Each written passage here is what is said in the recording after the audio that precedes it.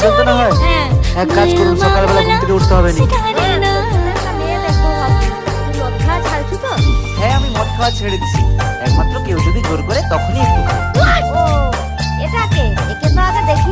একেই তো আমি জোর করানোর জন্য রাখছি, দিনে আমাকে 2 বার জোর করে।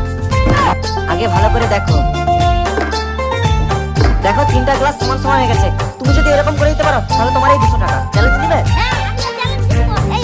ঠিক আছে, তুমি দেখাও। পারবে। মেয়েদের জীবন সত্যিই খুব কঠিন বলো, যেতে চাও একদিকে কিন্তু চলে যাও অন্যদিকে।